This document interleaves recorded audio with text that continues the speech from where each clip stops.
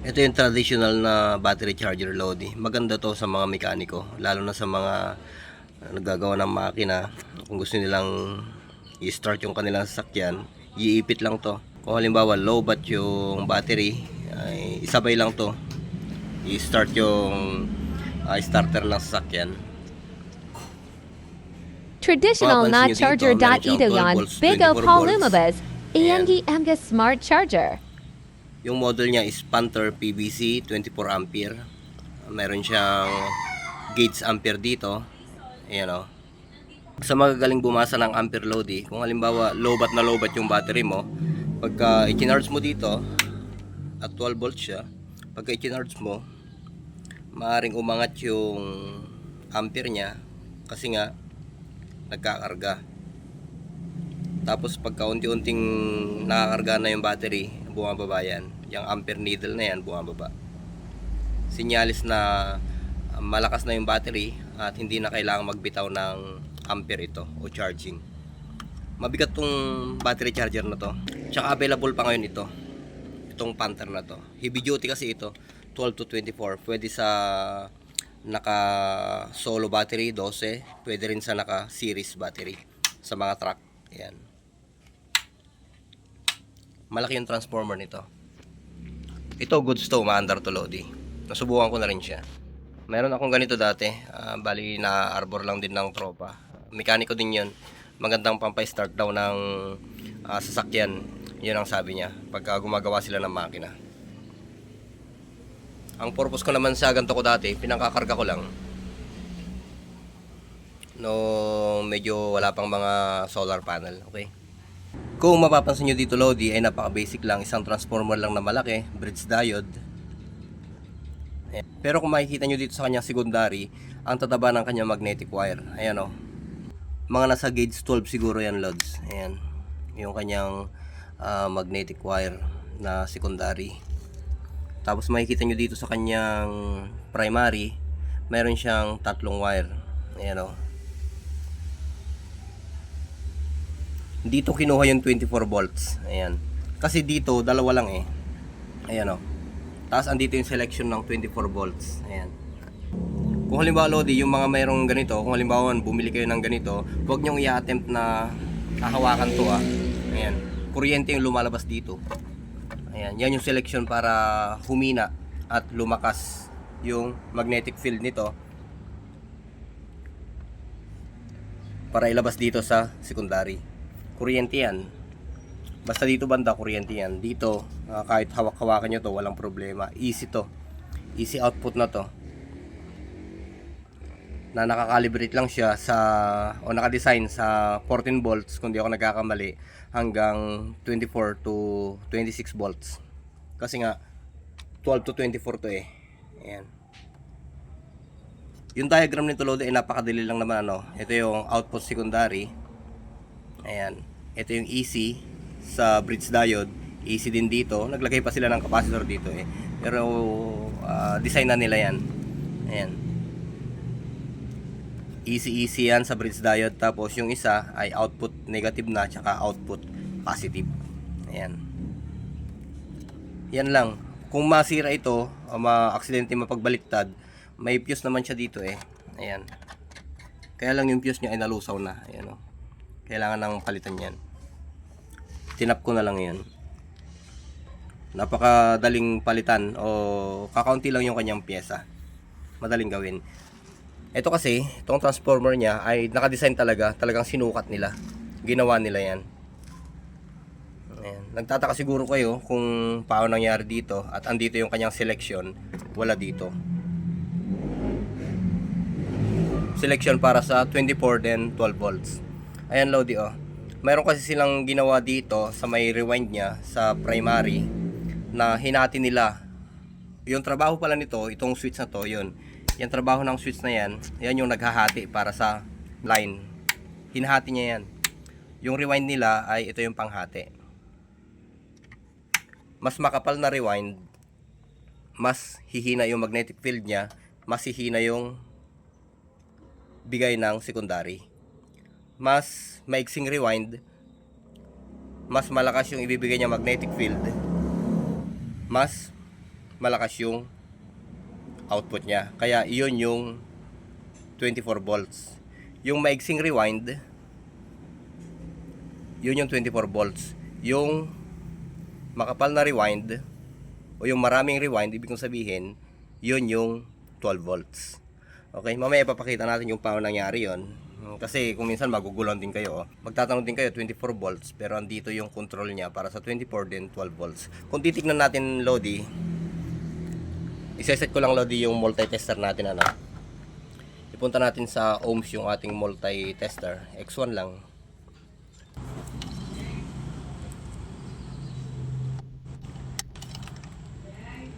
Ito yung ating test rod, ay tinutok natin dito sa mismong input. Ayan o, ng saksakan nitong Panther. Ayan, kung mapapansin nyo dito, sa ating 12 volts ay nag 10 ohms siya. Sa ating 24 ay nag 5 ohms siya. Ayun, bumitaw. Bumitaw yung ating ipit. Dali, ulitin natin. Ito, Lodi, kung mapapansin natin dito, kung ilalagay natin sa 12 volts yung charging, ito tinutulak-tulak natin to. Ayan o. Ayan.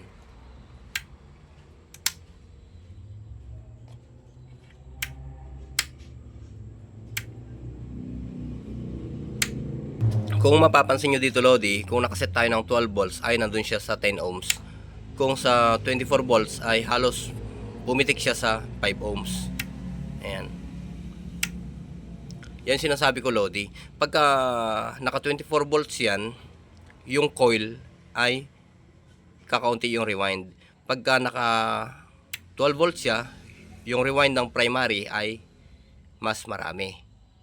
Paano kaya nangyari yun? Ganito yung nangyari yan, Lodi. Kung halimbawa, Lodi, andito yung ating primary. Ayan. Ito yung primary natin na coil. Ayan. At ito naman yung ating secondary coil. Ayan. Dalawa lang yun eh. Ang nilalabas niyan ay 12 to 24. Ayan. Kung halimbawa, kargahan natin ng rectifier diode. Ito lang naman yan eh. Rectifier diode, EC, tapos negative, positive. Ayan, ganyan lang naman yan. Ayan yung EC. Ayan yung isang EC. Andito yung negative na, andito yung positive na.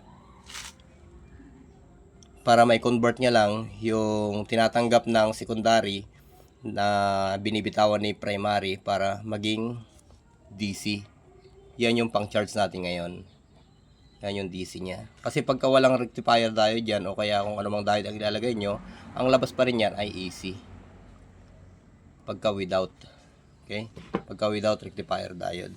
Ngayon, Lodi, andito na tayo kung bakit napapalabas yung 12 volts at 24 volts. Ganito yan. Kung halimbawa, andito yung input natin, andyan yung line, andyan yung neutral.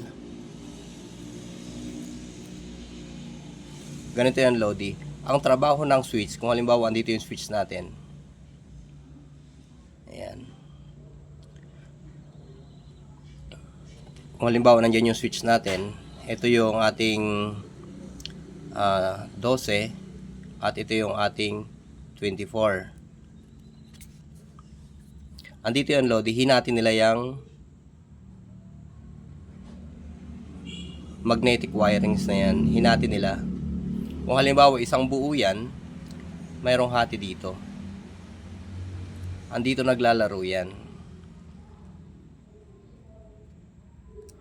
Yan. Kung halimbawa nag-shift ka ng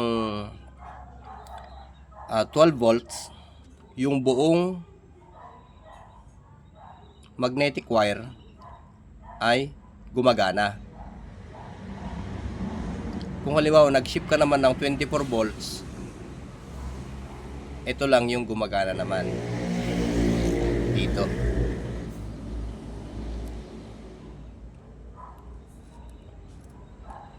Pero 220 yan, Lodi, 220 to 230. Ayan. Kaya nung chinek natin sa tester kanina, 5 ohms, 10 ohms yung lumalabas. Kasi nga, ito yon yung switch na nakikita natin sa harapan ng Panther, siya yung humahati dito. Kung nag-shift ka ng voltahe, maaring i-direct niya to, maaring ikat niya naman to.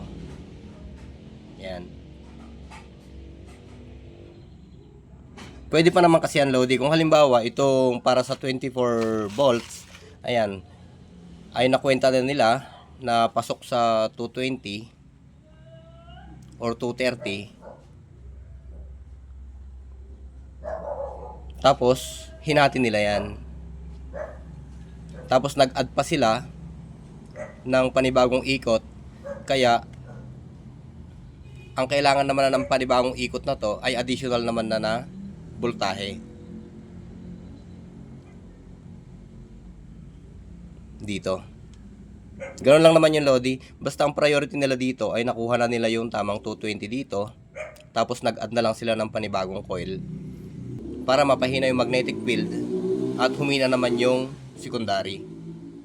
Kung humina yon, syempre 12 volts lang yung ilalabas niya. Kung halimbawa napalakas nila yung magnetic field, 24 volts lang din yung ilalabas niya. Ganun lamang yung Lodi. Ayon lang naman sa aking observation, ano.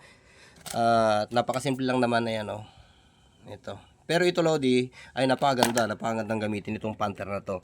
Yung sinasabi ko kanina na kaya niyang pa-startin yung sasakyan, hindi mo naman gagamitin ito na ito lang, iipit mo sa starter ng sasakyan siya na, kundi nakalagay pa rin yung battery. Parang tulong lang ito.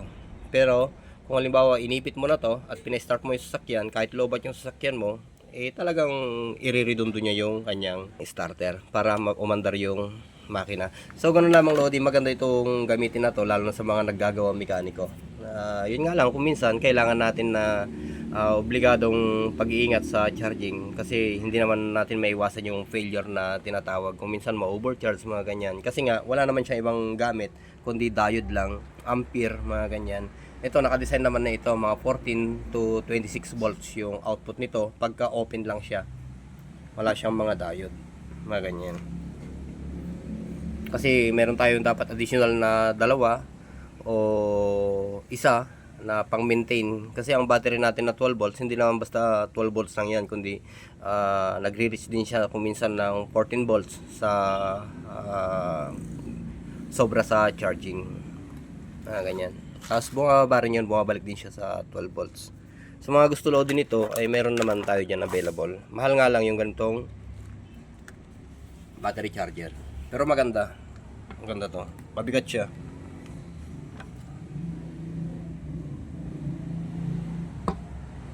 Available yung ganitong charger load, makikita nyo dyan sa shop. Ayan. Okay? Ito yung traditional nating battery charger. Kung tatanungin nyo kung pwede sa lithium, hindi pwede, Lodi. Sa mga kwan lang to, mga pangsasakyan, mga ganyan. Kung tatanungin nyo sa lead acid, kung po pwede, baka alalay lang siguro, Lodi, pwede siguro yon. Kasi alam naman natin sa lithium ion na hindi kagaya ng mga lead acid o kaya yung may mga gel type o kaya yung mga maintenance free na battery, yun yung may mga 12 volts yun na buo. Yung lithium ion kasi, Lodi, pira-piraso yan, either 4.2 or 3.7 kada isa niyan, kaya hindi pwedeng pan-charge to. May kaukulang BMS na gamit yung mga yun para may charge. Yung mga ganong battery na binuo lang siya exclusive para sa 12 volts, 24 volts, 36 volts. Ayun. Pero yung lithium ion ay meron siya pataas na isang buuan lang. Pero kung sa loob titignan mo ay naka-series lang yung mga yan. Pero sa mga iba nating mga battery na traditional ay yun yung mga buong 12 volts talaga. Lalo yung mga ditubig. Ito yun, bagay na bagay yun. Okay? So hanggang dito muna, Lodi. Magandang buhay.